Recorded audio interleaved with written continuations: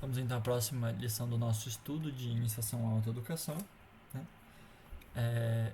E hoje a gente vai tratar sobre a diferença entre sabedoria e erudição, né? Bem, essa distinção ela é muito importante à autoeducação, justamente porque pensamos que a gente tem que identificar um homem, né?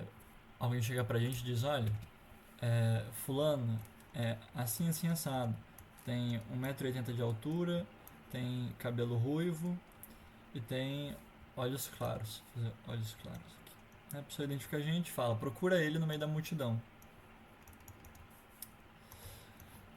Bem, no fundo, quem que vai atrapalhar a gente a encontrar esse tal fulano? Vão ser os sujeitos que são muito diferentes a ele? Não, vão ser os sujeitos que são mais parecidos. Se, por exemplo, aparece um sujeito com 1,80 m que é ruivo e tem os olhos claros, mas não azuis, antes verdes. É com esse sujeito que a gente vai confundir o fulano que a gente está procurando, né? E assim também no processo de autoeducação, né?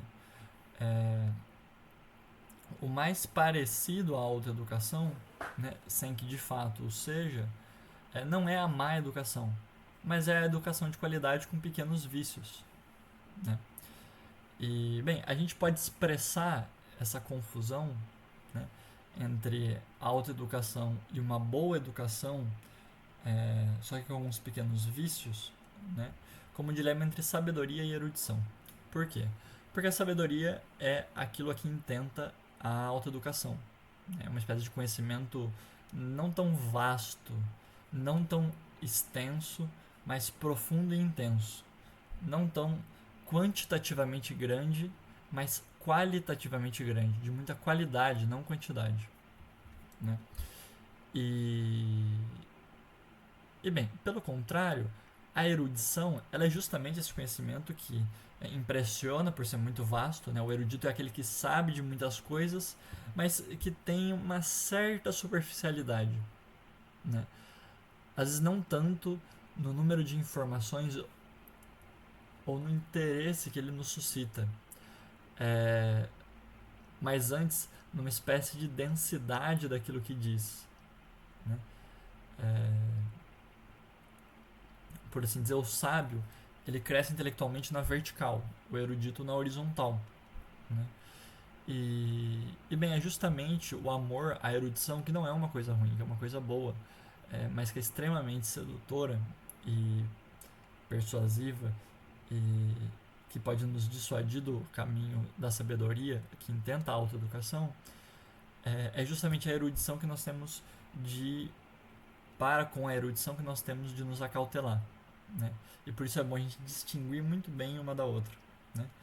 E já dou um spoiler, né? Daqui vai vir um tema que pra gente vai ser muito caro, que é a teoria da resposta e pergunta, né? Ou melhor, da pergunta e resposta, né? Entender bem em que consiste uma pergunta principalmente, mas também em que consiste uma resposta, né? E uma boa pergunta e uma má resposta, e como fugir a má pergunta e a má resposta, vai ser um dos pilares da autoeducação, né? E, bem, então nos proponhamos essa pergunta: qual é a diferença entre sabedoria e erudição, né? Bem, o primeiro aspecto que ressalta, além daqueles que a gente já mencionou, né, que já servem para esclarecer muita coisa, né? Vamos só anotar eles aqui. A gente tem de um lado a sabedoria e do outro a erudição. A sabedoria ela é intensa, enquanto a erudição ela é extensa. A sabedoria ela visa a qualidade. Opa. Qualidade. Enquanto a erudição visa a quantidade. A sabedoria ela, por assim dizer, cresce na vertical.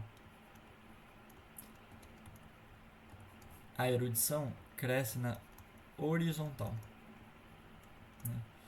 Bem, só isso daqui já serve para a gente delinear muito bem a natureza de cada uma dessas coisas. Mas eu queria ressaltar alguns outros aspectos sobre os quais eu queria dizer mais, né? Porque vão ter uma conotação mais prática. E lembremos, esse curso visa ser principalmente prático, né? Se não agora, pelo menos nas lições seguintes. A sabedoria, ela se liga mais às perguntas, enquanto a erudição, ela visa mais as respostas. Isso daqui não é tão óbvio e demanda alguma explicação, né?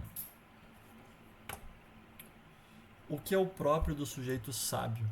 O sujeito sábio, ele, antes de dar grandes respostas, ele tem uma noção tremenda do dilema, do drama, da questão com a qual ele está lidando, né? O erudito, pelo contrário, apesar de ter muitas respostas, mas parece que todas elas não estão provavelmente respondendo a alguma coisa, né?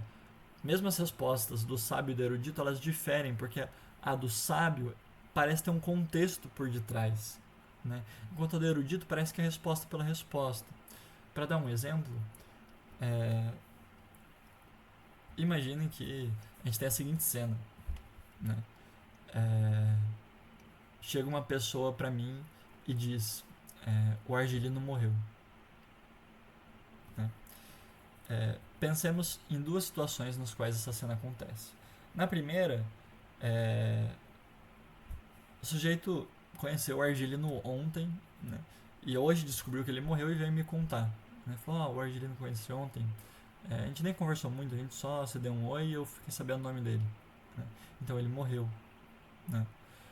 Agora pensemos em outra situação no qual o Argelino é o primo mais próximo desse rapaz que está dando a notícia, né?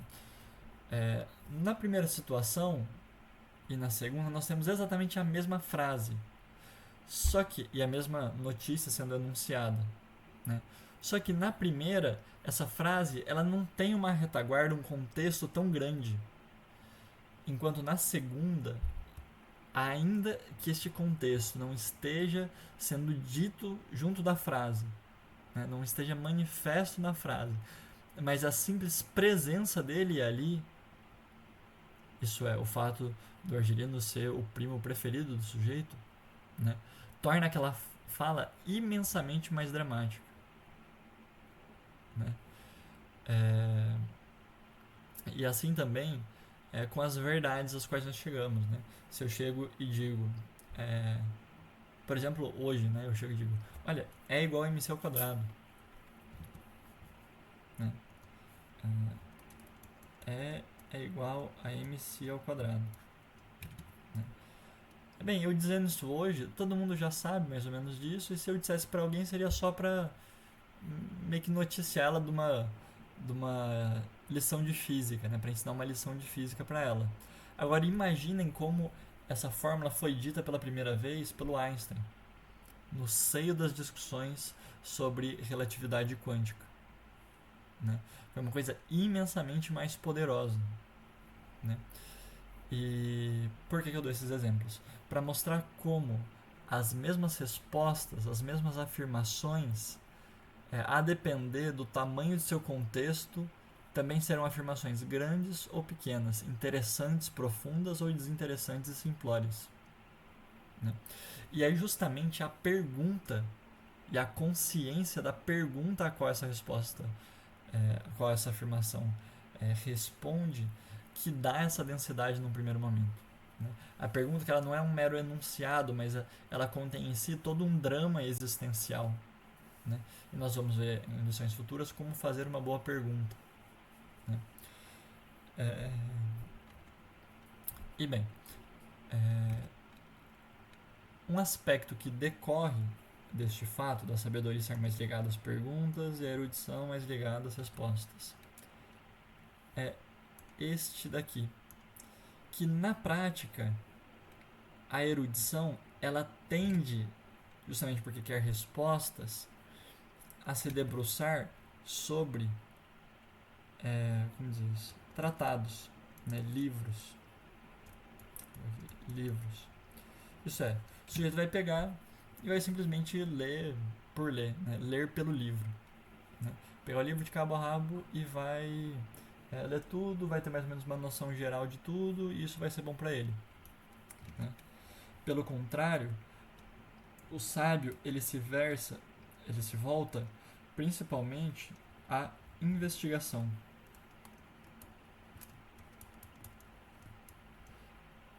E não que os livros não sejam importantes ao sábio, mas o sábio ele quer os livros por um outro motivo que não o próprio livro. Os livros para o sábio são instrumentos para se chegar a respostas maiores e frequentemente ele pega livros só para ler um trecho, né? Enquanto o erudito não, ele tem quase que um escrúpulo de dizer a alguém que começou a ler um livro mas não terminou, né? E daqui a gente já percebe um aspecto um pouco problemático, que é o de que enquanto o sábio ele é de certa forma desinteressado em relação ao que dizem dele, né? O erudito não, né?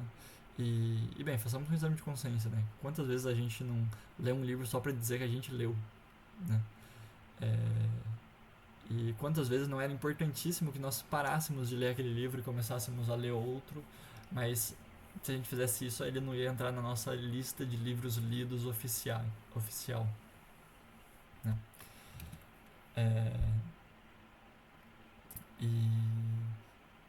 E de novo, né?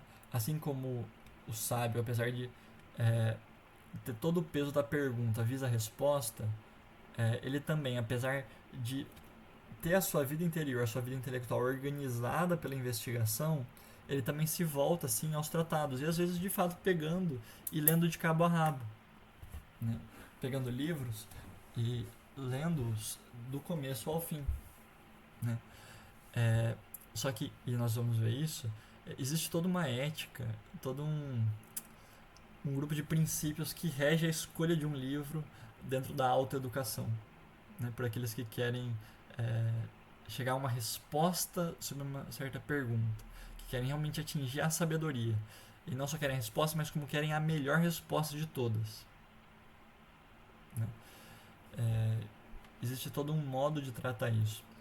Aqui a gente também já dá uma espécie de spoiler, que assim como a teoria da pergunta e da resposta pra gente vai ser um tema caríssimo, também esse tema da investigação vai ser, né?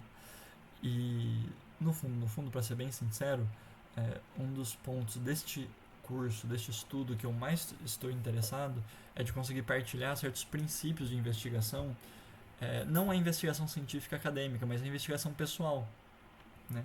De apontar mesmo ferramentas, recursos, técnicas, sites, programas que são extremamente úteis para se aprofundar em certos temas com facilidade e poder fornecer pelo menos uma espécie de luz no fim do túnel de, cara, você pode perfeitamente pegar e sem ter uma vida acadêmica formal, separar o teu tempinho de estudo diário e chegar muito fundo nisso, tipo, muito fundo.